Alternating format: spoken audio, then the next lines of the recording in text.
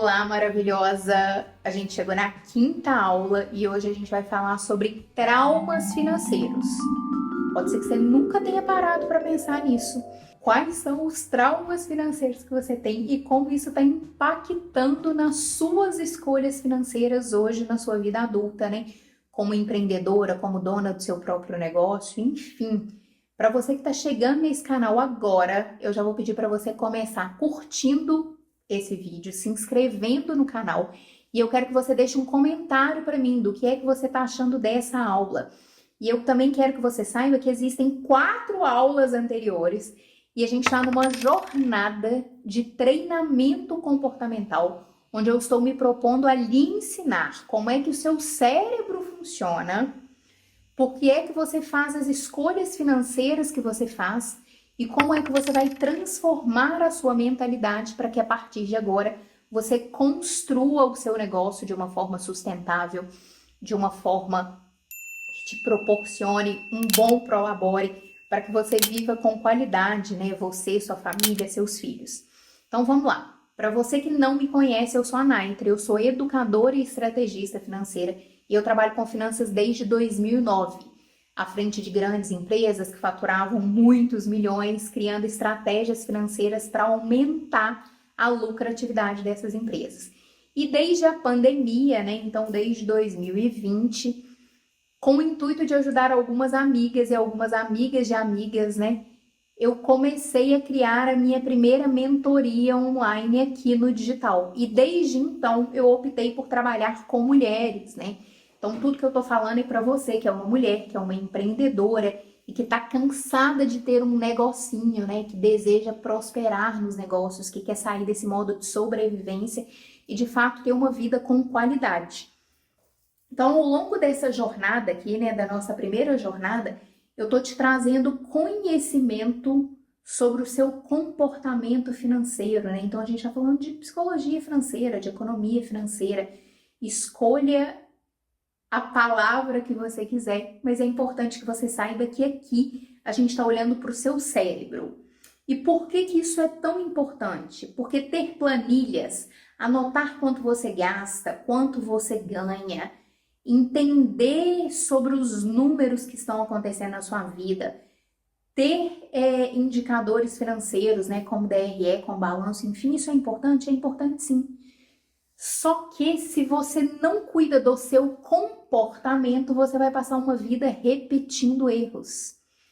Podem ser os erros que seus pais lhe ensinaram, né, ou então que você foi aprendendo por observação lá na sua infância, e aí você continua sendo uma Gabriela, né? Sempre fiz assim, vou continuar fazendo assim porque você ainda não entendeu como seu cérebro funciona. Ok? Então, só ter ferramentas financeiras não basta para que você tenha sucesso financeiro, para que você prospere nos negócios e na vida.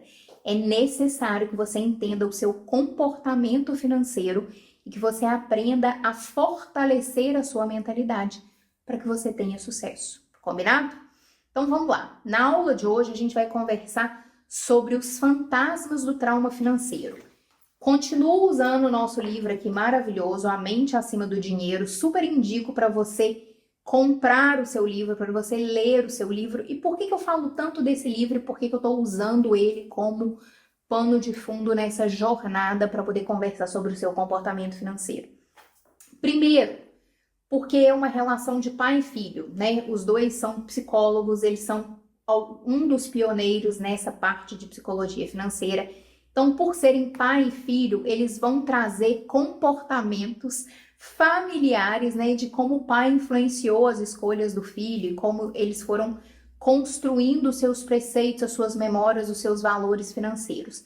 Então, isso já é incrível. Segundo ponto incrível desse livro, ele é cheio de exemplos. Então, ao longo da jornada de atendimento dessa dupla, eles vêm narrando situações de clientes seus e isso vai te trazer para o chão. Vai te trazer uma possibilidade de enxergar mais se isso que eu estou falando com você faz sentido para você ou não. O livro traz uma narrativa. O que eu quero dizer com isso? Ele tem início, meio e fim, ele é gostosinho, ele não usa termos técnicos, ele não é um livro feito para pessoas que estudaram finanças, que estudaram economia, que estudaram psicologia, não. Ele é um livro feito para uma pessoa leiga, que nunca entendeu, nunca pegou nada para ler sobre finanças. Então esse livro aqui vai abrir pra caramba a sua mente e você vai conseguir entender como que você está funcionando. Então vamos lá, além de você assistir essa jornada aqui comigo, se você quiser aprofundar nos seus conhecimentos, eu indico que você comece por este livro aqui, combinado? Então hoje a gente vai conversar sobre os traumas, né, financeiros. O que significa isso? Significa que, se você vem assistir nas aulas anteriores, você já entendeu que as suas memórias de infância, as suas experiências de vida, tudo aquilo que você passou enquanto criança, enquanto o seu cérebro estava sendo modelado, isso está se influenciando nas suas escolhas financeiras da vida adulta. E por que isso está influenciando? Porque lá, enquanto você era criança, né, você não tinha essa capacidade de racionalizar, de entender as coisas que você estava passando. Então você foi colando sentimentos a situações, a experiências. E esse caldeirão todo ajudou você a formar os seus valores com relação às finanças. Então você criou o seu sistema de valores baseado nessas memórias, nessas experiências que você passou lá na sua infância. E elas estão impactando positivamente ou negativamente na sua vida de adulta agora, nas suas escolhas financeiras. Por isso que é tão importante a gente entender, a gente mapear quais são as nossas memórias, né? Fazer um estudo de como a sua família funciona, né? Como seus pais lidaram com o dinheiro, como seus avós lidaram com o dinheiro, quais são as histórias da sua vida. E trazer isso para a sua história de hoje, para que você entenda como isso está afetando as suas escolhas. E aí, o que eu quero trazer aqui para você? Ao longo dessa jornada, né, a gente vai entender sobre os traumas financeiros que os autores trazem aqui pra gente. E a gente vai, eu espero que você chegue a essa conclusão maravilhosa, que você só tem liberdade a partir do momento que você ganha consciência das suas histórias, dos seus sentimentos, dos seus desejos, dos seus valores. Porque enquanto você não tomar consciência de quem é você, você vai continuar fazendo escolhas de acordo com a manada, de acordo com as influências sociais, de acordo com as influências das redes sociais. E aí você descola da sua liberdade. Então é importantíssimo que você comece a olhar para você, que você não entenda que isso é perda de tempo, porque o que está te distanciando como empreendedora, como aquela empreendedora que tem um negocinho, que está sempre ganhando um dinheirinho, de uma empreendedora que tem sucesso, que consegue alcançar grandes resultados, que consegue ter qualidade de vida, passar tempo com a família, viajar, ter uma casa confortável, é justamente a sua mentalidade. E você só vai transformar a sua mentalidade a partir do momento que você parar e começar a olhar para você. Então, às vezes, você pode pensar que traumas financeiros é uma palavra muito pesada. E aí eu quero te dizer, abre a cabeça e eu vou trazer uma analogia aqui muito maravilhosa que o Gabor Maté, ele traz sobre traumas, né? Ele usa a experiência da ferida. Então vamos pensar aqui. Se você machucou o seu ombro e aí você não cuidou do seu ombro aqui, essa ferida tá aberta, qualquer pessoa que coloque a mão no seu ombro, você vai sentir muita dor. Você vai reagir de uma forma muito exacerbada, porque aquilo tá doendo, tá ferido, tá aberto. Então, essas feridas, elas te causam um grande movimento de dor. Então, todas as vezes que você passar por uma situação parecida, o seu cérebro vai acionar essa dor e aí, de repente, o seu cérebro límbico, né, o seu macaco, começa a mandar informações muito grandes de dor, de dor, de dor das suas memórias.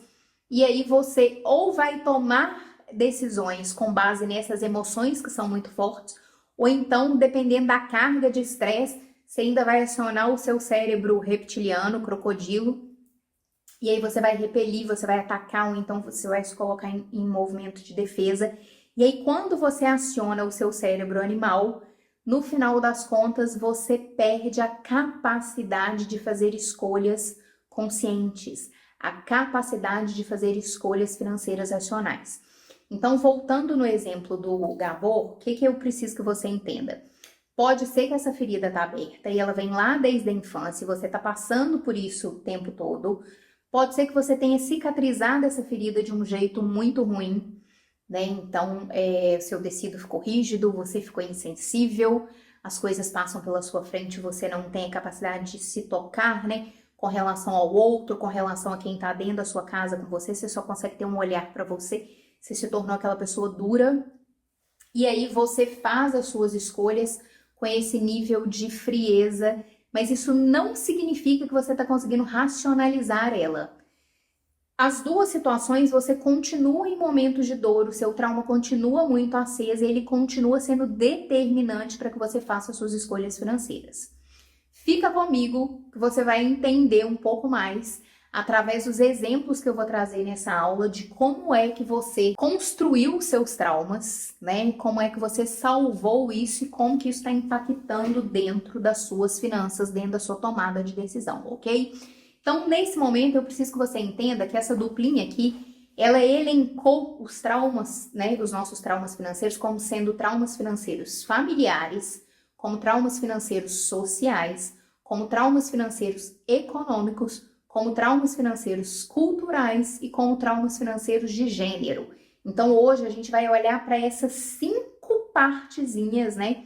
Como que a gente pode ter construído os nossos traumas aqui. E eu vou trazer um exemplo dentro de cada um desses traumas, né? De cada um desses formatos, para que você entenda se você já passou por algum deles e como é que você está lidando com isso hoje, ok? Então, o que eu preciso que você entenda neste momento? Eu vou trazer um exemplo, né? Que é o exemplo da Leslie. Vou ler aqui com você. E aí você vai entender se isso está fazendo sentido para você. E quais são os lugares onde isso te toca. É muito bacana que você possa assistir essas aulas com caderno e papel na mão. Porque muito provavelmente você vai resgatar memórias, você vai resgatar histórias. E isso vai ser muito importante para quando você chegar lá no final dessa jornada, você ter construído um banco, né, de histórias, um banco cronológico de todas as suas informações, para que você possa trabalhar isso e mudar o sentimento que o seu macaco, né, armazenou aqui para você. Então vamos ao exemplo da Leslie. Quando eu era criança, recebíamos algum dinheiro pelas tarefas que realizávamos em casa. E fomos ensinados a colocar metade do dinheiro em uma poupança no banco, enquanto a outra metade poderia ser gastas em doces ou no que desejássemos. Até aqui maravilhoso, né? Você é remunerado por um trabalho que você faz e aí você aprende que você vai guardar a metade, que a outra metade você pode gastar livremente com aquilo que você quer. Eu guardava metade no meu cofrinho e uma vez por mês ia ao banco para fazer os depósitos na poupança.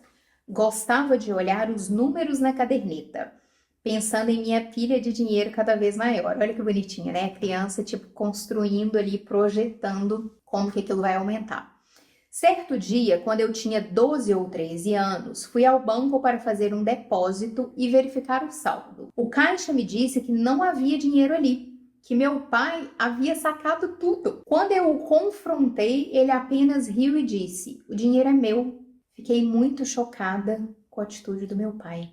Olha só, aqui tem a construção de um trauma financeiro. E quando você passa por essa situação, com aquela sua cabecinha de criança, né, que não consegue racionalizar tudo, você vai colar sentimentos a essa situação, a essa história que você passou.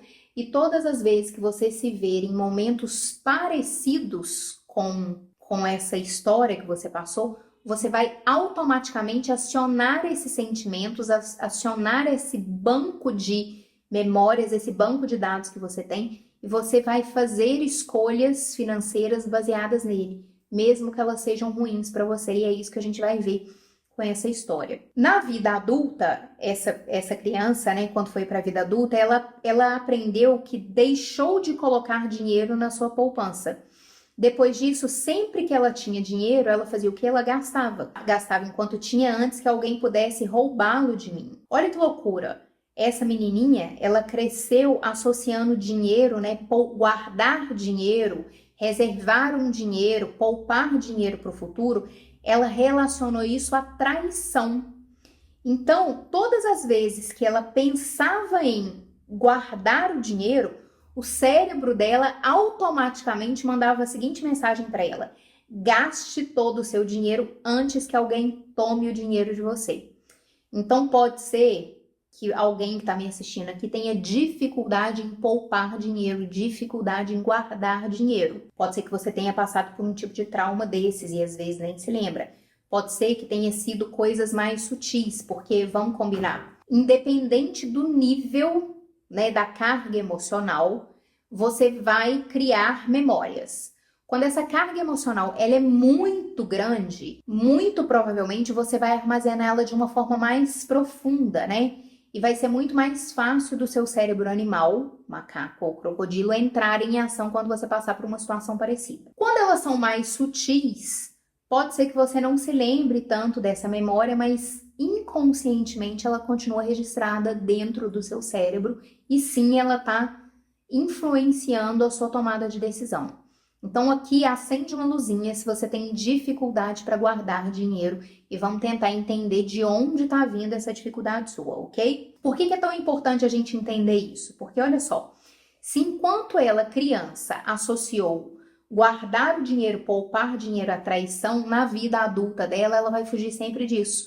Então ela gasta muito dinheiro, ela gasta todo o dinheiro que ela tem e vai chegar um determinado momento, né?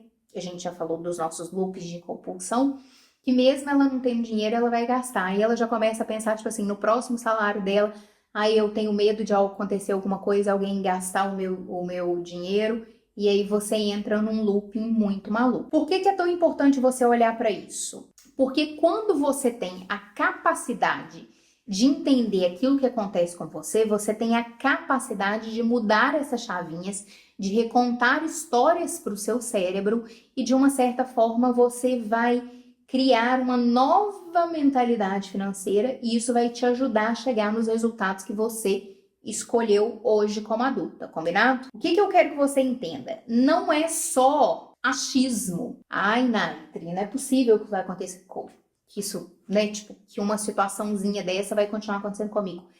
Existem vários estudos, né, onde vão mostrar que o seu cérebro, ele vai ter modificações fisiológicas. Então tem a neurobiologia do trauma, né? O que acontece com o seu cérebro quando você passa por essas situações. Não negligencie isso, não ache que é bobeira, que as suas histórias lá de infância, hoje em dia você pode até rir delas, né, e pensar, nossa, como é que eu cheguei a essa conclusão? Mas enfim, você era criança naquele momento, você não conseguia racionalizar como você consegue racionalizar hoje. E eu quero que você preste atenção nisso, que você não ignore, que você não faça pouco caso disso, ok? O que acontece? Quando a gente aciona o nosso mecanismo de defesa, olha o que vai acontecer fisiologicamente com você. Você vai ativar um sistema de alarme primitivo semelhante ao alarme contra roubos ou detector de fumaça que você tem em casa. Então, tanto o alarme da sua amígdala cerebelosa quanto da sua casa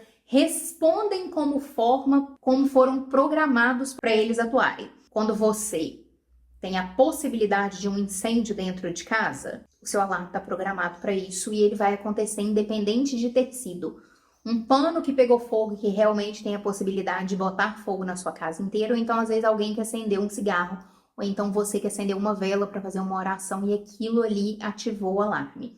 Ele está programado para ser acionado e ele vai ser acionado. A sua mente é a mesma coisa, entendeu? Por que você entra num automático? Instantaneamente e indiscriminadamente, quando a sua amígdala perceber uma ameaça, ela vai para uma reação de lutar, fugir ou congelar, ou seja, ela está ativando o cérebro reptiliano. E aí a única coisa que ela vai pensar é em sobreviver. Então ela não quer saber se a sua escolha financeira de agora pode estar ameaçando o seu futuro financeiro, se você está escolhendo alguma coisa que não é coerente com aquilo que você quer para a sua empresa.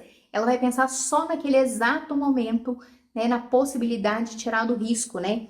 Como se a sua vida dependesse disso. Além dela atuar como alarme, a amígdala também age como arquivista. E aqui a gente vai pensar no macaco. Induz o cérebro animal a armazenar a maior quantidade possível de detalhes do incidente, relacionando-o como resposta emocional à situação. Isso faz sentido do ponto de vista de adaptação. Ao associarmos os eventos perigosos ou traumáticos às emoções negativas, como o medo, a ansiedade ou a tristeza, somos capazes de reconhecer e assim evitar as situações futuras que envolvem risco. Entretanto, o cérebro animal não é muito bom em identificar causa e efeito. E por isso, muitas das ações que associamos a um evento traumático podem, na realidade, ter nenhuma relação com o evento ou com a situação em si. A gente já conversou em aulas anteriores sobre como o nosso cérebro primitivo, que é esse cérebro animal, ele foi construído, né, para nos salvar. O nosso único objetivo, né, essa parte do nosso cérebro tem o único objetivo de nos fazer sobreviver. Então vamos lá, isso era interessante lá milênios, anos atrás, para que a gente não fosse comido, né, por um javali, por um leão, enfim, e por isso a nossa espécie sobreviveu. Só que hoje em dia, o nosso cérebro, ele precisa ter camadas maiores, né, camadas evolutivas maiores, melhores, mais bem treinadas, para que ele ajude a gente a fazer essas escolhas do ponto de vista consciente. Só que vamos lá, se essa parte é a mais antiga, a parte onde a gente está mais treinada a usar do nosso cérebro, e isso vai gerar todas essas informações que vão ser salvas lá no nosso cérebro límbico, no macaco, e se a gente conseguir modular essas emoções, a gente consegue de fato acionar o nosso cientista para que ele tome as nossas decisões financeiras com coerência. A gente montou o cenário. Hoje em dia você vive em estado de alerta quase que 24 horas por dia. Você vive sob estresse gigantesco. Sempre tem um alarme de um carro, um alarme de uma casa, um alarme do telefone tocando, notificações de redes sociais. Então o tempo todo o seu cérebro tá tipo assim, ó, olhando para um lado e para o outro, tentando entender de onde vai vir a próxima ameaça para que ele acione o seu cérebro reptiliano e faça escolhas por você. Então, se você vive nesse nível de estresse, se você vive nesse nível de tensão, não significa que esse cérebro vai ser acionado só no momento que você tem a possibilidade de morrer ou de ficar vivo. Significa que esse cérebro está sendo acionado em todas as escolhas que você faz. O tanto que você come, o tanto que você gasta, se você gasta sem poder, se você demite um funcionário, se você contrata um funcionário. Esse cérebro animal, né, esse mais primitivo, ele tá fazendo todas as suas escolhas, inclusive as financeiras. Por isso que é tão importante você começar a ter consciência disso e, como a gente já falou em aulas anteriores, a identificar mecanismos que vão te ajudar a regular as suas emoções para que você baixe essa carga de estresse, baixe essa adrenalina e consiga fazer escolhas muito mais coerentes. Não é facinho, principalmente se você escolheu ser uma empreendedora, né? Todos os dias você tá ali apagando incêndios, fazendo escolhas que às vezes são difíceis, escolhas que vão mexer muito com o seu emocional. Mas se você não aprender a olhar para isso, você não vai conseguir ter resultados financeiros. Combinado? Agora que você entendeu essa parte, né? Eu trouxe um exemplo aqui para você. A gente de fato vai começar a conversar sobre os tipos de trauma. O primeiro trauma que a gente vai conversar agora é sobre o trauma financeiro familiar. O que é tão importante você entender aqui? Aqui a gente vai tratar da relação de pais e filhos ou então das pessoas que fizeram esse papel na sua infância. Enquanto filhos, né, enquanto crianças, o nosso cérebro ele não tem capacidade analítica, ele não tem nem bagagem, né, nem experiência de vida para poder processar as informações que ele recebe, ok? Então, qualquer ameaça que você passe na sua infância, imaginária ou não, ela vai tomar uma proporção gigantesca dependendo do nível da carga emocional que você vai acessar naquele momento. Você pode criar uma relação de amor, né, com a forma como seu pai lidava com dinheiro, ou sua mãe lidava com dinheiro, e aí você vai crescer desejando repetir aquilo, ou então você vai passar por situações muito desconfortáveis de trauma que vai fazer com que você pendule para o lado oposto e queira ser exatamente diferente do seu pai e da sua mãe. Efeito pêndulo, a gente já conversou dele sobre aulas anteriores. Volta nelas para você entender melhor se você está repetindo o comportamento de seus pais ou se você está tendendo a pendular para o lado oposto. E os dois pontos, né, os dois extremos, eles são prejudiciais à sua saúde financeira. Você precisa entender como que você vai navegar por esses dois extremos até que você ache o caminho do meio, aquilo que funciona pra você e que é bom pra você, ok? Quando não conseguimos aprender com os erros, quando parece que não conseguimos fazer o que precisamos fazer com o dinheiro, quando sabemos que deveríamos nos controlar, quando tentamos mudar e não conseguimos, quando a nossa resposta emocional é mais intensa do que a situação exige, é provável que seja resultado de um trauma não resolvido e, com frequência, esse trauma tem raízes na sua vida familiar. Então, esse é o primeiro trauma que a gente vai conversar. E aqui eu quero que você entenda o seguinte: quanto mais estressados com as finanças forem os seus pais, e aí, se você é mãe nesse momento, entende que isso também vai afetar os seus filhos.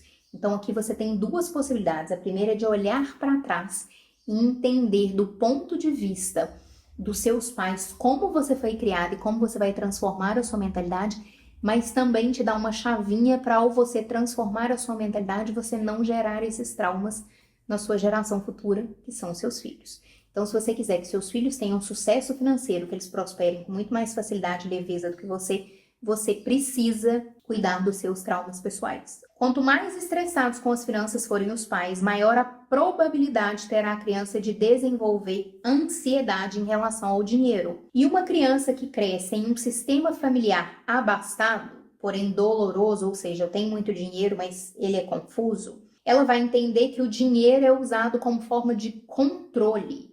E ela pode equacionar erroneamente a fortuna com aflição e sofrimento e passar o resto da sua vida repelindo o dinheiro. Outra possibilidade é que a criança possa crescer equacionando o dinheiro gasto com a quantidade de amor expressada. A gente já falou sobre isso. Tem o exemplo do cheque, da menina que recebia um cheque muito menor do que os irmãos e ligou dinheiro a amor. A gente também já falou sobre presente. À medida que você vai comprar um presente, você quer dar mais dinheiro para que a pessoa entenda que você ama ela mais. Quando uma criança que cresce em um sistema familiar pobre ou doloroso, essa criança pode equacionar de maneira errada a falta de dinheiro com aflição e sofrimento, resultado em uma vida gasta na busca de fortuna suficiente para proporcionar a felicidade. Vou correr atrás de dinheiro, vou correr atrás de dinheiro, vou correr atrás de dinheiro, porque a minha felicidade está no próximo dinheiro que eu ganhar. E pode ser que isso nunca se materialize. Em geral, essa procura se manifesta em um dos dois extremos: excesso de trabalho ou crime. Então, eu posso virar um workaholic, porque eu quero acionar dinheiro ali o tempo todo, ou então, às vezes, eu posso me tornar uma criminosa, porque eu entendi que esse é um jeito mais fácil de eu conseguir o dinheiro que eu quero, e eu liguei dinheiro à felicidade. Se eu não tivesse dinheiro, eu vou ser uma pessoa infeliz. O que é importante você entender aqui nesse momento? Em uma das aulas, a gente trouxe o exemplo de duas crianças, irmãs, que nasceram no mesmo ambiente, passaram pelo mesmo ambiente, pendularam para lados opostos. Uma escolheu seguir exatamente aquilo que os pais faziam, outra fez exatamente o contrário. Então, na realidade, o trauma que você vai passar, a situação que você vai passar, a forma como você vai aprender a lidar com dinheiro, a forma como isso vai te traumatizar, não é de fato igual para todo mundo. Por mais que vocês sejam irmãos, por mais que vocês tenham nascido no mesmo espaço, que vocês tenham os mesmos amigos, que socialmente vocês passem pelas mesmas coisas. Cada pessoa, na sua individualidade, vai dar uma interpretação para aquela história que aconteceu na sua vida. Algumas vão despertar uma carga emocional maior, e isso vai ficar registrado de uma forma mais profunda no seu cérebro e vai influenciar de um jeito muito mais incisivo nas suas escolhas financeiras, e outras pessoas podem passar por aquilo com um pouco mais de tranquilidade e não serem tão afetadas. Então, olha aí para você nesse lugar. O que é uma chamada que eu vou fazer aqui para você? Talvez você não tenha compreendido até esse momento a importância de você entender a história da sua família. É o seguinte: explorar e revelar a história financeira da sua família pode ser tremendamente esclarecedora e recompensadora. Ao fazê-la, você vai perceber que os seus conceitos não pertencem a você. Eles lhe foram transmitidos e ensinados deliberadamente ou não, então de forma consciente, eles foram mostrados a você como fazer, ou então de forma inconsciente você só observou como aquilo era feito pelos membros da sua família. Essa descoberta pode ser muito libertadora, uma porta aberta ao aprendizado e ao crescimento. Por que que isso é tão importante, gente? Porque enquanto você não tomar consciência das suas histórias, de onde vêm os seus valores, de onde vêm as suas crenças, você não tem liberdade. Você vai continuar escolhendo, entre aspas, com uma possibilidade limitada de alternativas. Então, você não é livre para fazer as suas escolhas. Você está só pegando ali, ó, aquelas possibilidades que colocaram na sua cabeça, que colocaram na sua mão, escolhendo com elas. Só que existe um campo muito maior, que pode te favorecer muito mais se você aprender de onde vêm as suas histórias. Combinado? Então, por isso que é importantíssimo você entender quais são as histórias da sua família. E no final dessa aula, eu vou te entregar um exercício para que você coloque ele em ação. Aqui eu vou trazer para você um exemplo que aconteceu com o Brad, né? Que é um dos autores do livro, para que você entenda como a sua família pode estar interferindo nas suas escolhas financeiras, tá? Então vamos lá, entenda se isso aqui aconteceu com você, às vezes aconteceu com seu pai, às vezes aconteceu com sua mãe, às vezes está acontecendo com seu marido, enfim, você pode entender como é que isso está afetando e como é que você pode ajudar essas pessoas a detectarem isso. Exemplo do Brett. Eu acho essa história impressionante. Até recentemente eu nunca tinha ouvido. Quando eu era criança, vi meu pai trabalhar muito nos finais de semana.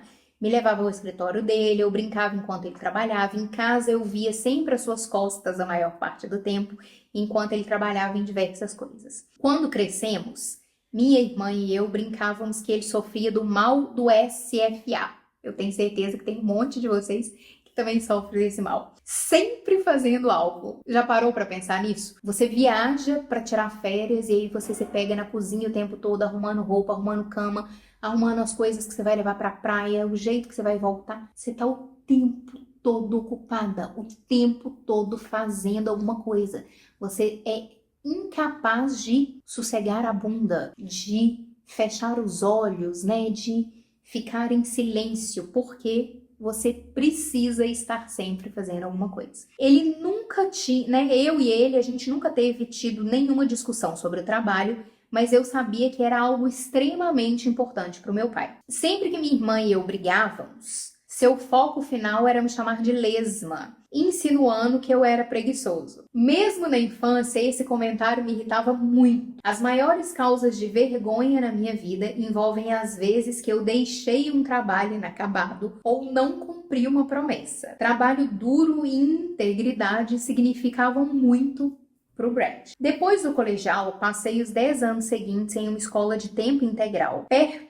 Parte de mim queria parar um pouco e viajar, mas eu mesma não me permitia isso. Terminei meu doutorado em 4 anos. Em 3 anos, paguei a dívida de $90 mil do crédito educacional, enquanto dirigia um carro de $400 e morava em uma casa sem mobília. Eu trabalhava 70 horas por semana, mas achava que não estava fazendo o suficiente, que estava sendo preguiçoso. Ao mesmo tempo, vi como meu pai trabalhava por muito menos do que merecia, ou seja, recebendo muito menos do que merecia, não economizava e optava por não correr riscos, nem mesmo moderados, com pouco dinheiro que acidentalmente acumulou. O que ele fez? Ele, diante disso tudo, ele decidiu que ele não seria pobre. E na cabeça dele, para ele não ser pobre, ele precisava aprender a correr riscos, diferente do pai dele. Olha ele pendulando para o outro lado. Sem qualquer treinamento ou conhecimento real sobre finanças ou mercado de ações, comecei a comprar e vender ações.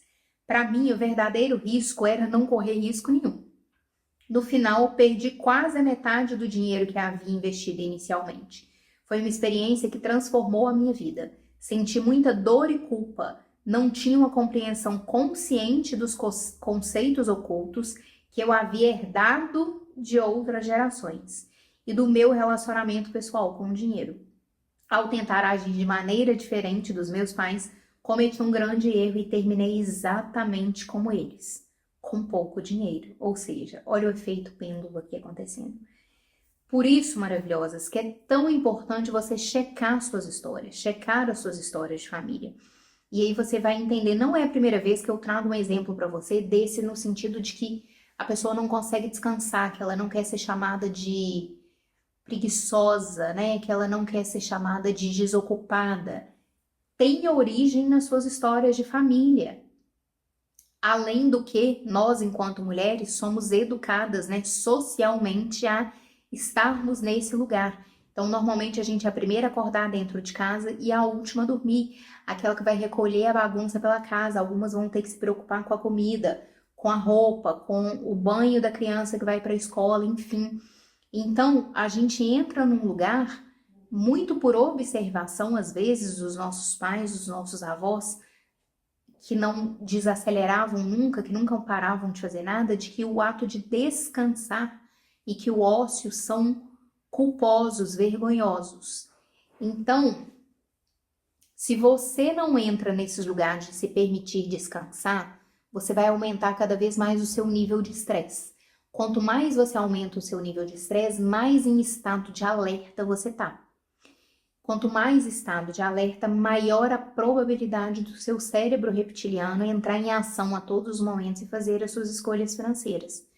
Então, a partir de agora, ao invés de você pensar assim, eu preciso me esforçar mais 1 hora no trabalho, eu preciso me dedicar mais 1 hora, porque é isso que vai me levar a ganhar mais, começa a pensar no seguinte: se eu tiro momentos de descanso ao longo do meu dia, se eu me permito desacelerar o meu cérebro, isso vai ser muito mais produtivo e vai trazer resultados muito mais eficazes dentro do meu negócio e para a minha vida financeira do que se eu continuar a toca de caixa. Eu tenho que fazer, eu tenho que fazer, eu tenho que fazer, eu tenho que fazer, eu não posso descansar. Observa isso, tá? A partir de agora. E aí me conta aqui nos comentários se você é esse tipo de pessoa que não consegue parar nunca. E se em algum momento você para, você se sente culpada. Combinado? Eu quero entender qual que é a sua história. Então vamos lá. Segundo trauma financeiro, né? A gente acabou de falar sobre o trauma financeiro familiar, agora a gente vai falar sobre o trauma financeiro social, ok? Então, no social, eu quero que você pense nas guerras. Normalmente, famílias que vieram, né, de outro lugar, que vieram fugidas da guerra, elas têm o hábito de estocar alimentos, de estocar coisas, porque elas viveram nesse padrão da escassez. Pode ser que eu não tivesse comida para o próximo. Então, antigamente a gente tinha muitas dispensas, né? E aí, pode ser que a sua geração seja um pouco mais nova e que você não tenha pego o período inflacionário do Brasil, mas houve um momento onde você podia acordar com o preço de arroz um valor, na hora do almoço ele ser outro e no final do dia ele ser outro. Então, para que você garantisse o seu poder de compra, muitas famílias tinham o hábito de ir lá e comprar muito arroz, comprar muito feijão, comprar muitas coisas para não perder. É um comportamento muito parecido com quem veio da guerra, da escassez. Então você pode reparar que às vezes em casas mais antigas existe um determinado cômodo nessa casa que chama despensa, que normalmente está lá na cozinha, né? Não é um armário, é uma despensa, porque você precisava acumular, estocar alimento. São virtudes desses comportamentos, né? São resultados desses comportamentos. E mesmo que você não tenha passado por um processo de guerra, mesmo que você não tenha pego esses momentos de inflação no Brasil, pode ser que seus pais tenham passado ou que seus avós tenham passado e você está repetindo de forma inconsciente os mesmos hábitos deles, ok?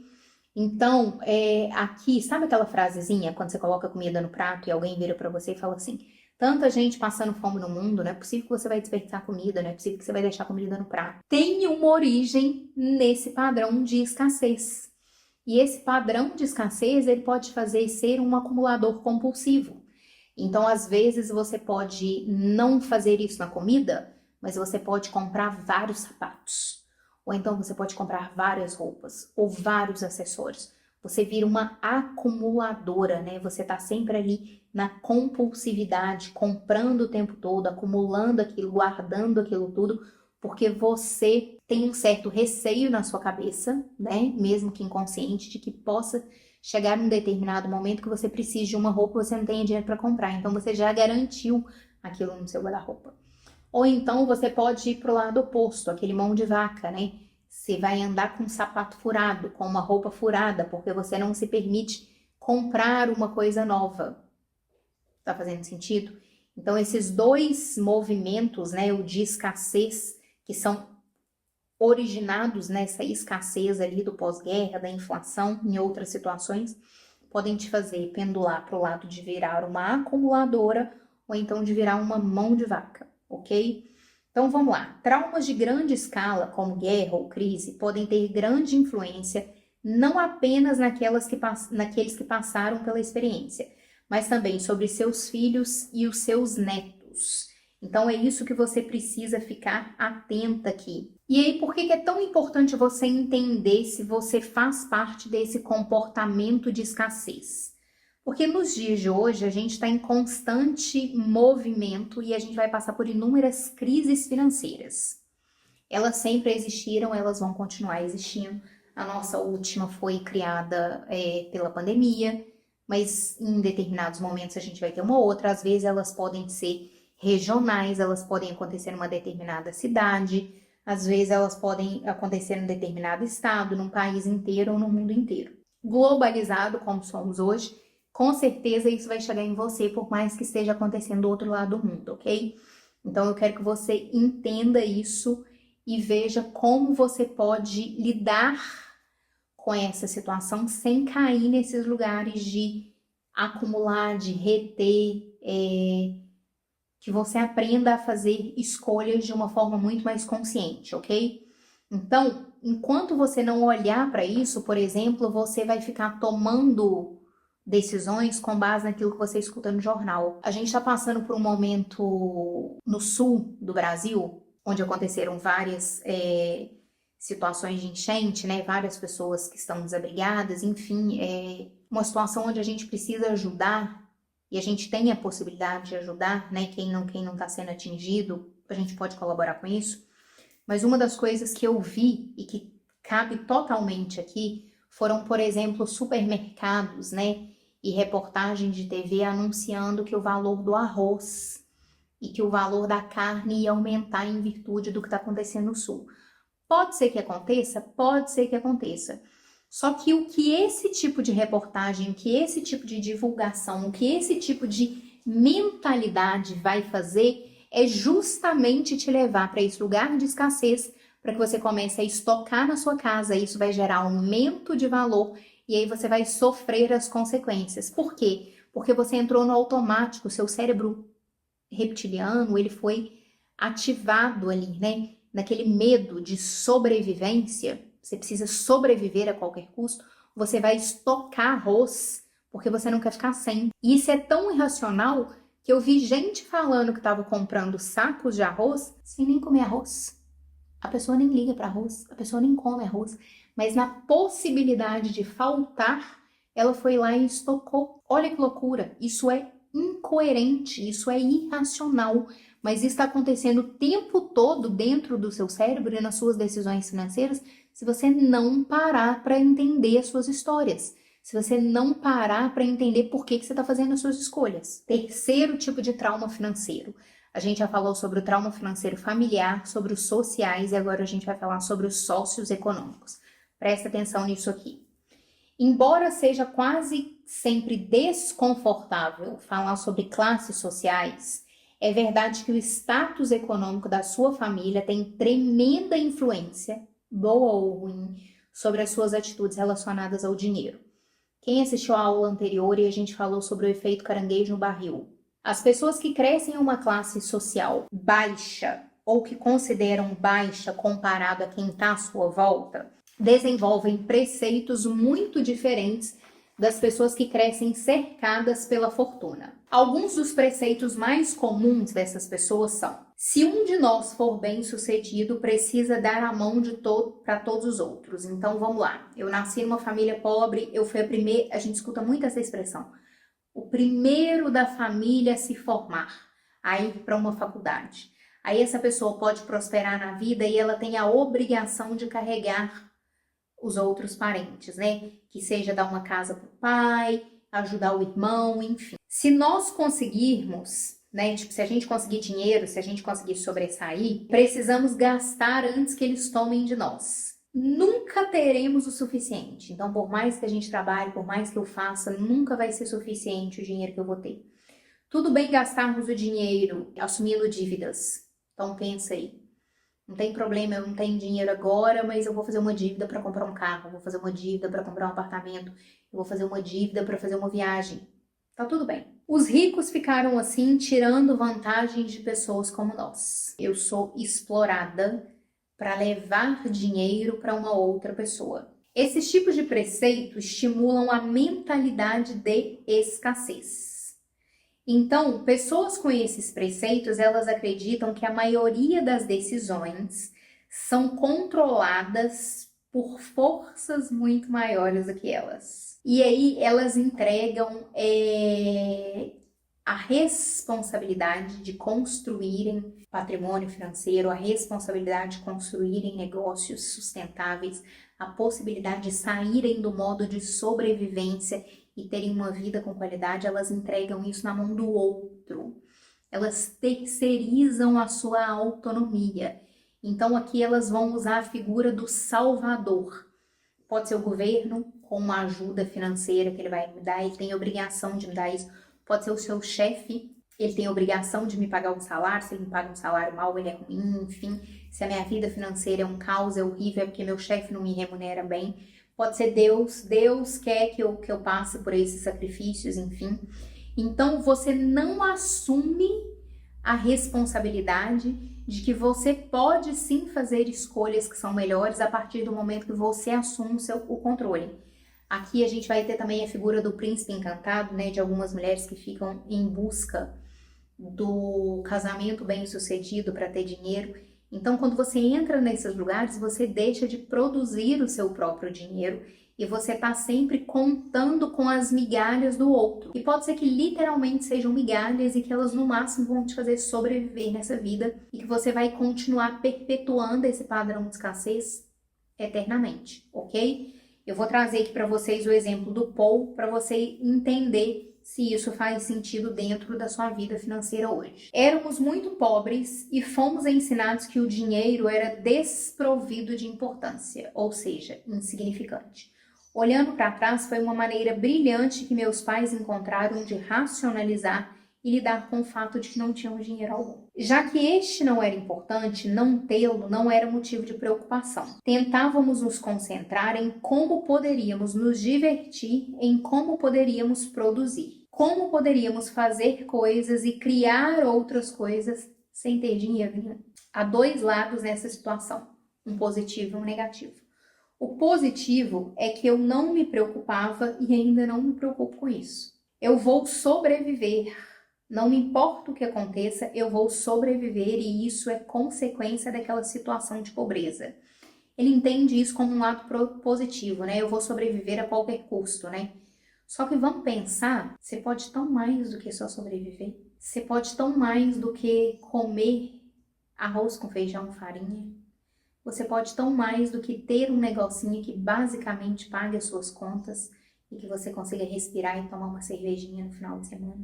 Você pode tão mais do que isso quando você entender que você não está presa ao seu modo de sobrevivência, que você não depende de um governo, de uma religião, do seu chefe, do seu marido, de alguém te dar migalhas para que você sobreviva.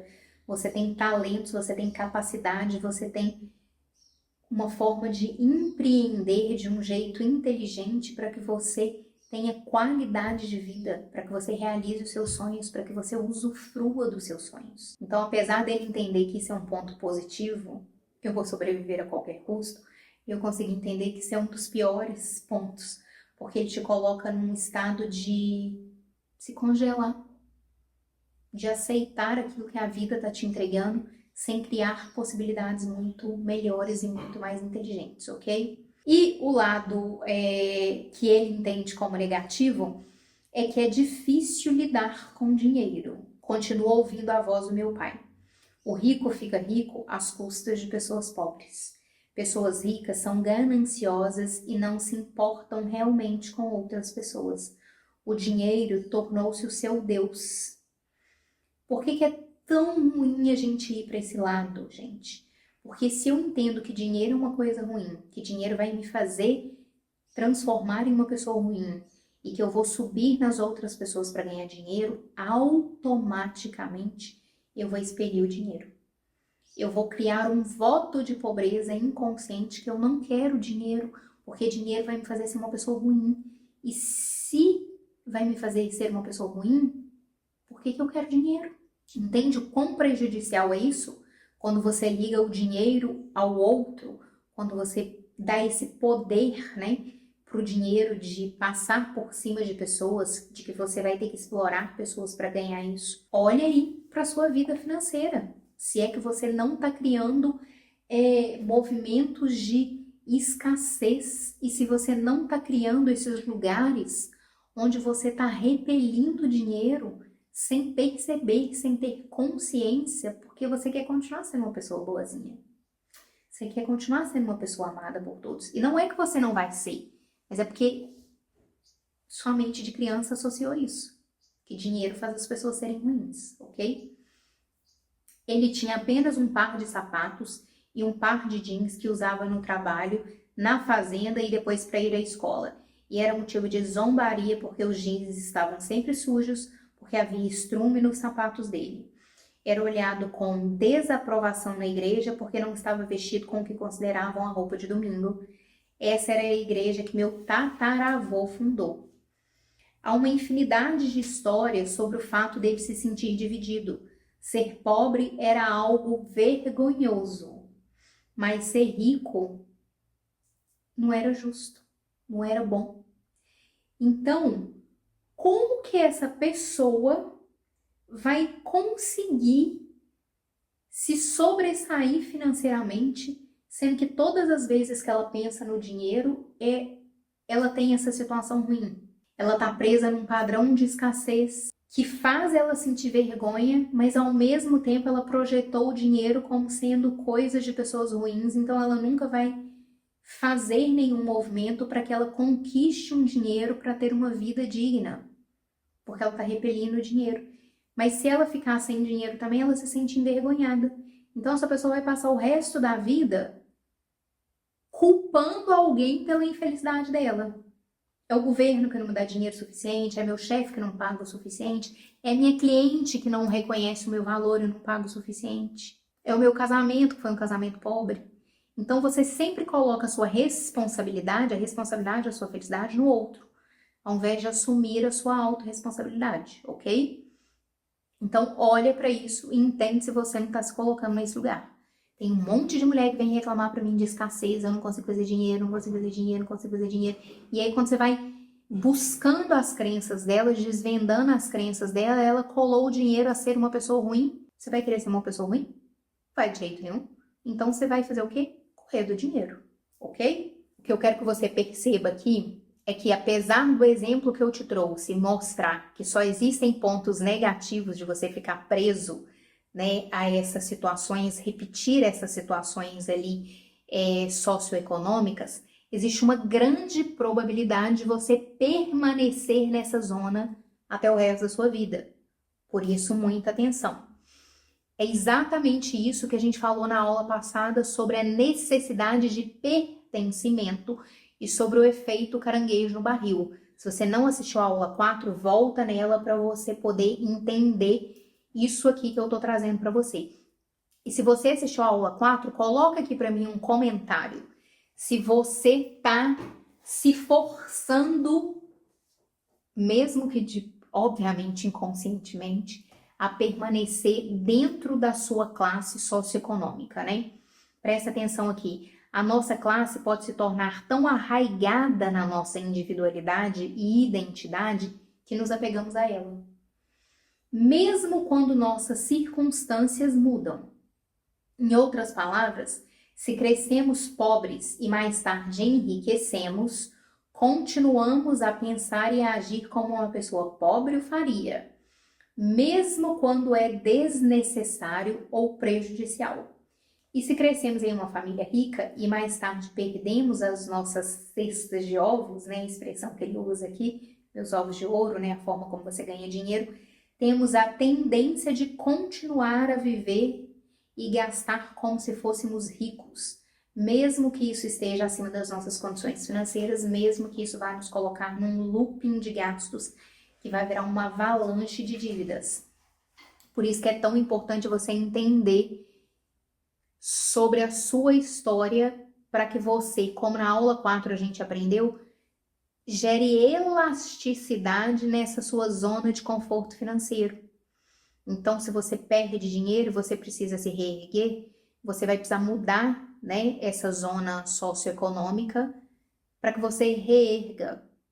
E se você não tem essa sabedoria, você vai continuar como o exemplo daqui, gastando dinheiro, gastando dinheiro, gastando dinheiro, até se endividar por completamente e não conseguir sair desse lugar. A mesma coisa também pode acontecer quando você ascende, quando você ganha mais dinheiro, e aí nessa necessidade de ser obrigada a puxar todo mundo, ser o caranguejinho que tá lá em cima puxando todo mundo, você começa a se endividar, você começa a criar situações para você voltar para sua zona de origem. Então observa isso, tá? Então agora a gente vai para o nosso quarto trauma, falando sobre o trauma familiar, sobre os traumas sociais, sobre os traumas socioeconômicos, e agora a gente vai conversar sobre os traumas culturais, ok? Então vamos lá, maravilhosa, presta atenção aqui. Já se inscreveu no canal? Já curtiu esse vídeo aqui? Deixa um comentário para mim, eu quero entender o que você tá achando sobre essa jornada, sobre esse treinamento comportamental, né, que vai aí reforçar a sua mentalidade, dar bagagem para que você faça escolhas financeiras muito mais coerentes com seus desejos, né, a vida que você gostaria de ter. Então agora a gente vai para o nosso quarto trauma, a gente vai falar sobre o trauma cultural. Aqui a gente pode pensar no racismo, a gente pode pensar nos imigrantes, né?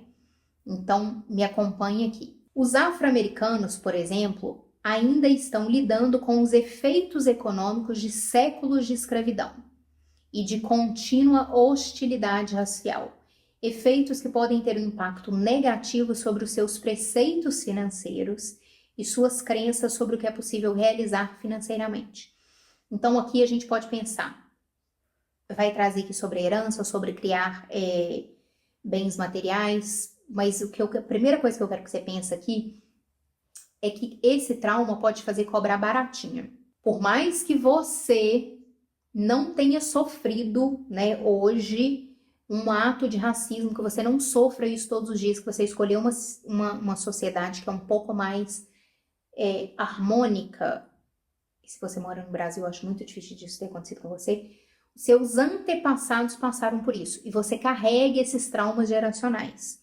Então você pode às vezes se colocar num lugar de achar que você não é merecedora de cobrar o valor que vale do seu trabalho, que você tem que estar sempre cobrando baratinho e às vezes dando graças a Deus de que tem alguém comprando de você, que tem alguém te contratando, porque no fundo você não merece. Se atenta para isso na hora de cobrar pelo seu preço. Eu já atendi uma cliente que além dela cobrar super barato, ela ainda estava satisfeita com aquilo que ela cobrava. E ela achava que se ela cobrasse mais, os clientes dela desapareceriam. Então, ou seja, ela não conseguia ver valor no trabalho dela. Ela não conseguia ver valor nela para que ela cobrasse aquilo que era justo. Porque tá nesse lugar dessas crenças aqui, dos traumas culturais, né, do racismo, onde eu não sou merecedora. E o que é importante a gente entender aqui? Que esses efeitos da escravidão, né? Não é porque a escravidão acabou que esses efeitos se cortaram ali.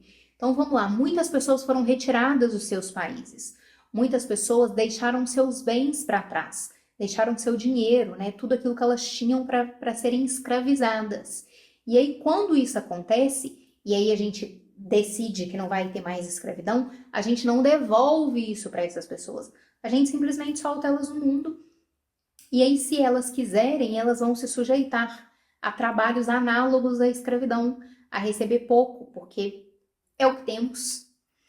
E aí, quando essas pessoas entram nesse lugar, vai existir vários estudos, né, não só no Brasil, como no mundo, como nos Estados Unidos, em vários outros lugares, mostrando quanto esse padrão interfere na produção de dinheiro, na produção de material, inclusive geracional. Então, por exemplo, é muito comum você olhar famílias brancas que deixam heranças para os seus filhos. Então, por exemplo, os meus avós vieram, eles construíram um patrimônio e aí eles deixaram uma herança para o meu pai, uma herança para minha mãe. Eles tiveram dinheiro suficiente para poder pagar a faculdade deles. Então, meu pai e minha mãe, eles não começaram do zero. Eles já tinham uma situação econômica que foi possibilitada pelos pais deles conseguirem ter juntado herança, conseguirem ter tido uma vida financeira de acúmulos. Quando eu venho, eu também não começo do zero. Eu vou ter alguém que pode pagar pela minha faculdade, muito provavelmente eu vou morar numa casa própria, que não é alugada, então não vai ter despesas com isso, enfim. Então, é como se as famílias brancas, elas conseguissem montar uma estrutura financeira que cria um degrau para que a próxima pessoa não precise começar do zero e ela comece um pouco mais na frente. Então ela consegue ascender um pouco mais e assim ela vai acumulando patrimônio, ela vai se dando bem na vida, ela vai gerando herança e ela vai facilitando a vida da próxima geração. Isso não acontece com as famílias negras. Isso vai acontecer de você mal vai fazer para sobreviver. Então você não vai conseguir ajudar a sua próxima geração, que vai de novo começar do zero. Que não vai conseguir ajudar a próxima, que daí vai de novo começar do zero. Por isso que é tão difícil você ver famílias negras mudarem de classe social geração após geração. São raras as pessoas que você vai entender que se sobressaíram muito na carreira e que mudaram completamente o padrão de vida e ali elas vão quebrar o ciclo para poder deixar para uma outra geração. Então a gente precisa ter consciência disso, a gente precisa ter consciência, enquanto eu tô nesse movimento, de entender que essas coisas são um pouco mais difíceis para mim, porque existe um trauma cultural e como que eu posso trabalhar isso dentro da minha mente para que eu saia desse lugar de achar que eu não sou merecedora e ao mesmo tempo eu, enquanto população branca que consigo criar esses degrauzinhos para os próximos, eu preciso entender que vai ter que ter uma necessidade de políticas sociais para que eu consiga melhorar um pouco esse distanciamento. Porque ele não vai acontecer naturalmente. Ele não vai acontecer só porque alguém resolveu botar um ponto final na escravidão. Por isso que às vezes a gente vê políticas de cotas e a gente vê tanta crítica disso, a gente não tem a humildade de olhar de onde a gente parte e de onde o outro está partindo e sair desse lugar que a gente parte de lugares iguais. Então, eu preciso olhar para isso. Eu preciso olhar para isso, por exemplo, se eu for montar um time e se eu for contratar pessoas de cores diferentes, de opções sexuais diferentes, às vezes de nacionalidades diferentes, né? Existem hoje a figura muito presente do imigrante. Além de eu trazer uma pluralidade, de eu conseguir olhar para mim, para diversos pontos, né, do meu negócio com olhares diferentes e poder crescer muito mais, né, profissionalmente, fazer a minha empresa prosperar, porque ela tem essa habilidade de olhar com vários olhares, eu também preciso ter a coerência de que todas essas pessoas têm valores iguais. E que eu não posso remunerar pessoas de formas diferentes, porque eu vou estar incentivando a perpetuação desse trauma cultural e do trauma de gênero também, né? Que a gente vê mulheres ganhando menos e a gente vai conversar sobre esse trauma daqui a pouco. Então, eu tenho responsabilidade social com isso, de ajudar a desfazer as consequências desse trauma cultural, ok? E agora a gente vai para o quinto trauma, que é o trauma financeiro sobre gênero. E aqui a gente vai conversar, assim, sobre as grandes diferenças, né, que existem no modo de vida, como as mulheres olham para o dinheiro e como os homens olham para o dinheiro e como essa construção social mantém a gente nesses lugares se a gente não tiver consciência disso. Eu vou fazer um chamado aqui para vocês que o meu maior propósito, né, o meu grande propósito em trazer as finanças de um jeito fácil e acessível é justamente entender que não existe liberdade feminina sem empoderamento financeiro. Não adianta você querer fazer escolhas ou começar a falar não se você não tem a capacidade de se sustentar financeiramente. Porque em algum determinado momento você vai ser limitada às suas escolhas. Esse é o meu principal papel. E como que eu te faço ter a sua liberdade feminina através do dinheiro, através das finanças? Quando eu te ensino a construir um negócio que é sustentável. Quando eu te ensino a como que você vai transformar a sua mentalidade para que você saia desses padrões de escassez, desses padrões de inferioridade e que você consiga ascender profissionalmente, ascender financeiramente, que você saia do modo sobrevivência e entende que você não tem um negocinho. Você pode ter um puta de um negócio. Você não tem um dinheirinho para poder comprar um creminho. Você tem dinheiro para comprar a casa que você quiser, para fazer a viagem que você quiser, o carro que você quiser, colocar seus filhos para estudarem onde você quiser. Então, entenda isso aqui comigo, tá? A ideia de que as mulheres não deveriam se preocupar com dinheiro, ou que não é feminino, né? Você não vai ser feminina se você for lidar com dinheiro. Isso está muito agarrado na nossa mentalidade. Mesmo que seja de forma inconsciente, você em algum lugar ainda se acha incapaz de fazer o seu próprio dinheiro. Você ainda acha que você vai depender da herança do seu pai, ou do dinheiro do seu pai, ou de um casamento bem-sucedido, e que se você escolheu empreender, você não vai olhar para isso da forma como um homem olharia. Você vai olhar para isso como sendo um hobby, como sendo um dinheirinho. Então, aqui que eu quero que você traga muita atenção para esse lugar, porque a gente pode sim desconstruir, né, essa memória que está agarrada, né, no nosso cérebro, essa memória ancestral aí de outras gerações que está agarrada no nosso cérebro e que a gente está perpetuando isso. Durante as nossas aulas anteriores, a gente trouxe um exemplo que uma das mulheres associou dinheiro a amor, que ela ganhava um cheque menor do pai do que de todos os filhos, porque o pai entendeu que ela não sabia lidar com o negócio, né? Que ela não era boa, que ela não ia ser bem sucedida naquilo, então ele dava menos dinheiro para ela do que ele dava para os filhos. A gente trouxe um exemplo também de uma separação onde a mulher sofreu violência patrimonial, né? Ela cresceu por traumas financeiros, né, familiares, ela cresceu se distanciando do dinheiro, casou com um homem onde ela produzia riqueza, onde ela tinha bens, onde ela tinha herança, mas por não querer lidar com dinheiro, ela delegou isso tudo para ele. E aí, de uma certa forma, ele se envolveu com uma outra pessoa e eles se separaram. E quando eles se separaram, ela descobriu que tudo aquilo que ela tinha construído nesse momento tinha virado o patrimônio dele e da atual mulher dele. E ela ficou sem dinheiro e foi morar no carro. Todo mundo precisa aprender a lidar com dinheiro.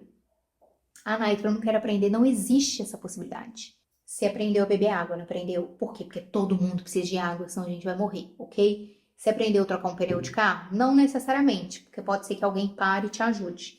Você aprendeu a construir uma casa? Não necessariamente, porque você pode contratar alguém para fazer. Mas todos os dias da sua vida você vai lidar com dinheiro.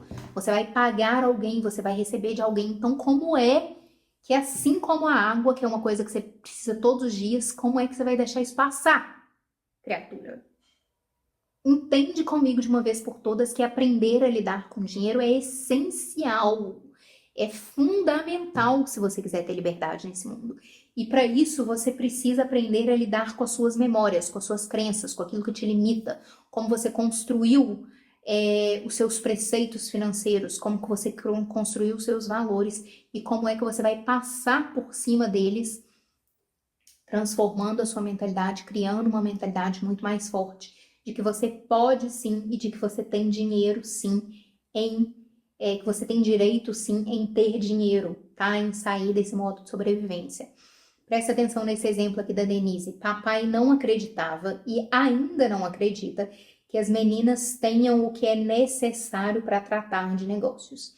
Ele dizia que não acreditava que elas tivessem estabilidade emocional para serem bem-sucedidas. As mulheres são emocionalmente frágeis. Quantas vezes você já escutou isso? Como filha única, estava claro que ele me considerava e me tratava de forma diferente dos meus irmãos. Para Denise, a mensagem constante de seu pai é de que ela nunca seria bem-sucedida em um negócio próprio. Isso a levou a sufocar seus sonhos empreendedores durante décadas. e continuar dependendo financeiramente de seus pais. Então vamos lá, a grande maioria das mulheres não escolhem empreender. Elas empreendem por necessidade, seja porque foram demitidas ou então porque viraram mães e aquela carga horária não conseguia andar, né, junto com o tempo de ficar com os filhos, enfim. São poucas as mulheres que escolhem empreender pensando ali nessa jornada de melhorar o seu futuro, de ascenderem financeiramente, de conquistarem bens, de usufruírem disso com qualidade, de proporcionarem uma qualidade de vida muito melhor para os filhos e para elas mesmas. A grande maioria entra nesse lugar para sobreviver, porque passaram por alguma situação muito difícil e elas foram obrigadas a empreender. Muito diferente dos homens, que na grande maioria das vezes escolhem empreender e são muito bem-sucedidos, porque eles levam isso a sério, porque culturalmente eles têm construído que eles sabem lidar com dinheiro, que eles sabem administrar dinheiro, que eles sabem produzir dinheiro, que eles sabem crescer, enquanto a gente é descolada disso. Então, quando a gente vem para esse lugar de empreender, a gente vem acreditando que a gente vai ter um negocinho. A gente vem acreditando que a gente está ali só para fazer um dinheirinho, né? Então, vamos pensar ali nas mulheres que saíram para o mercado de trabalho no pós-guerra. Essas mulheres saíram porque naquele momento elas precisavam sobreviver. Elas precisavam dar de comida para os filhos dentro de casa. Elas precisavam dar de comida para elas. Então, elas foram fazer serviços de telefonista, de secretária, lavar roupa, arrumar a casa de outras pessoas, que era uma forma delas terem dinheiro para lidar com aquilo ali.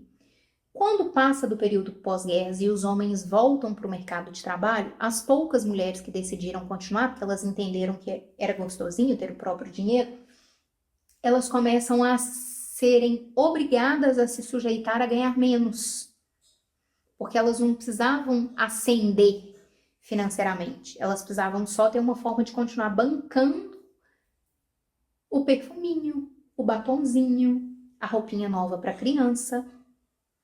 As outras que voltaram para dentro de casa, às vezes continuavam lavando uma roupa para fora, ou fazendo um biscoitinho, ou fazendo um bolinho só para cumprir com esse dinheirinho que elas entenderam que elas podiam ter um pouquinho mais de conforto, que era o dinheiro que o homem não dava, né, para ela usar com as belezas, enfim, né, com coisas de mulher.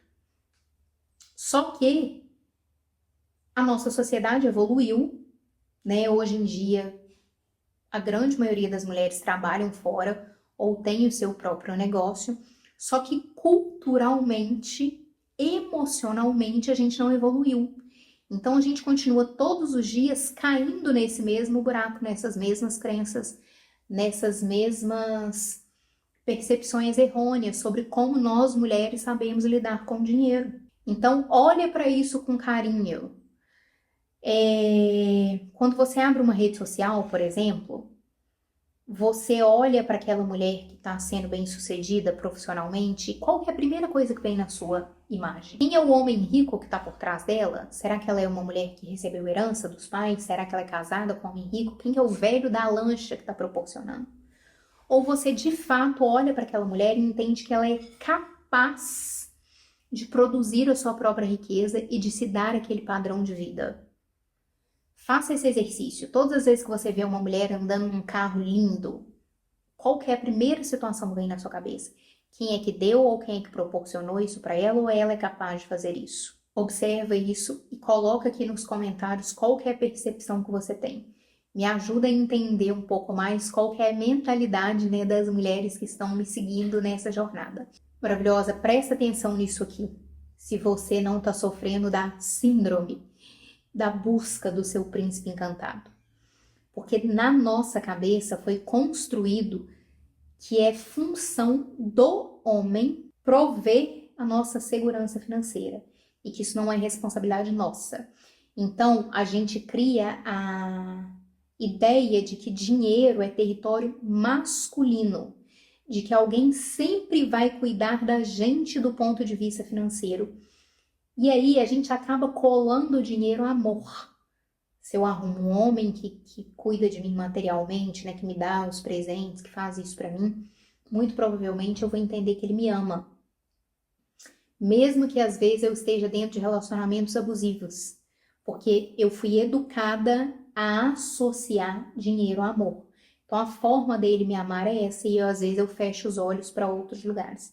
Preceitos como esses encorajam a mulher a esperar que alguém venha e a arrebate para uma gloriosa vida nova. Eles a colocam numa posição de dependência financeira, tanto antes do casamento quanto depois dele. Antes do casamento, seus pais, depois dele, seu marido. Mulheres financeiramente dependentes talvez não tenham um know-how financeiro básico, por exemplo, como controlar um talão de cheques ou ler um extrato bancário, e deixam isso tudo para o marido. Essa passividade é muito imprudente. Cerca da metade de todos os casamentos terminam em divórcio. E mesmo nos casamentos duradouros, as mulheres vivem mais que os maridos, uma média de 7 anos. Falei aqui. Então, minimamente por 7 anos, você vai ter que aprender a lidar com isso.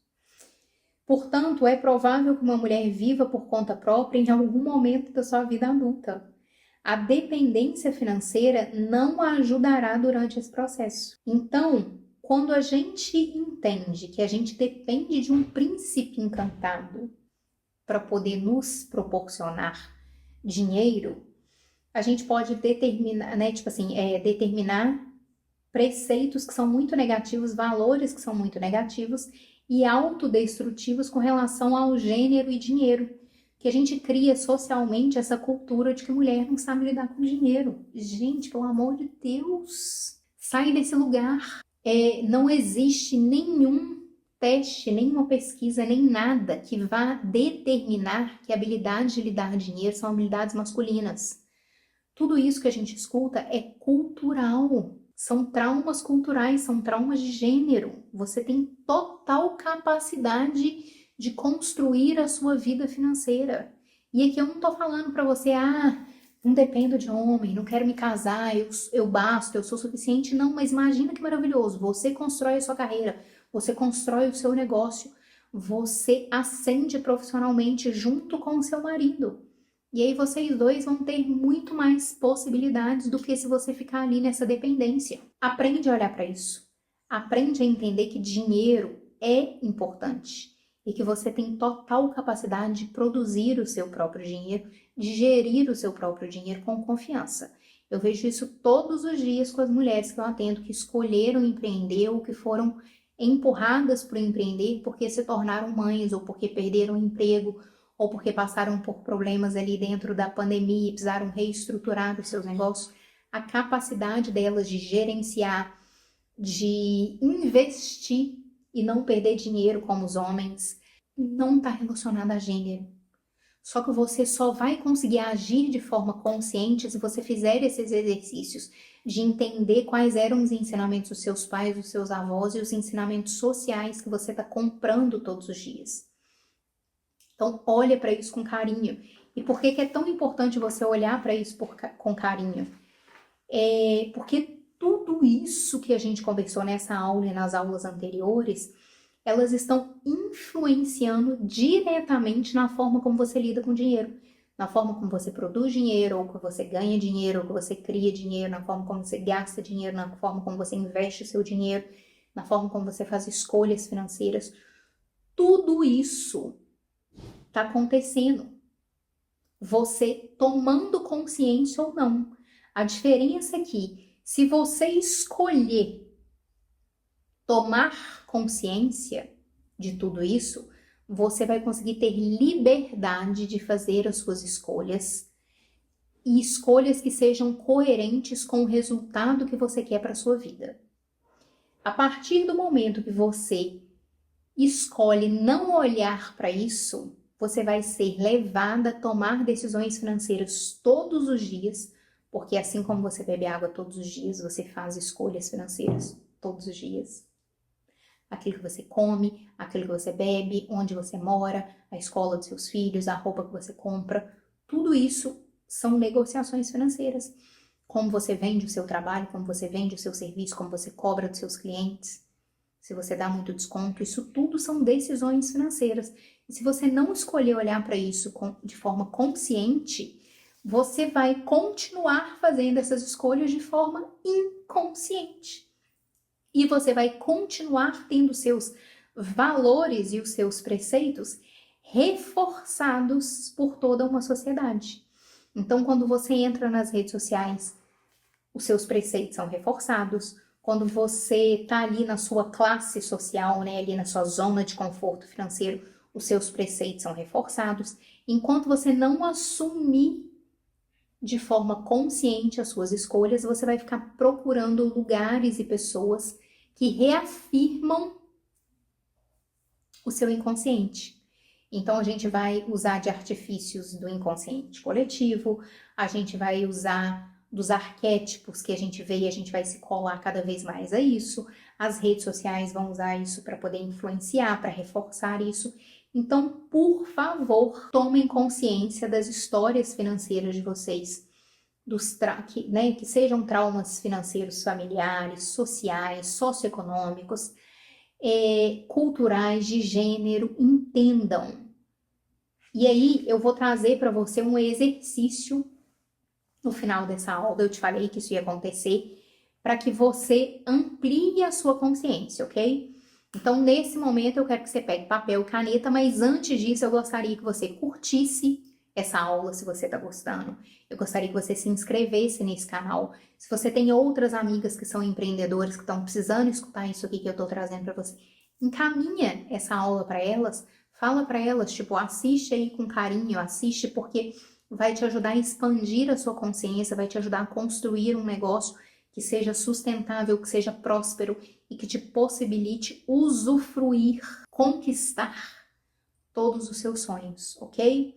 Então curte, compartilha e deixa um comentário aqui para mim, deixa eu entender dentro dessa aula qual que foi o maior insight que você trouxe, que você conseguiu dar um clique aí na sua cabeça. Me conta aqui qual que foi o lugar onde você foi parar, o maior insight que você teve sobre essa aula aqui de um comportamento que você não estava percebendo, que você estava seguindo e que essa aula aqui te fez despertar para ele. Coloca aqui nos comentários, deixa eu entender. E se por acaso você quiser participar de um treinamento que eu estou fazendo, né, que são exercícios semanais, para que você entenda um pouco mais sobre o seu comportamento financeiro, para que você acesse essas memórias e para que você saiba como reescrevê-las, né, e como treinar o seu cérebro para criar uma mentalidade forte, uma mentalidade blindada, uma mentalidade de sucesso.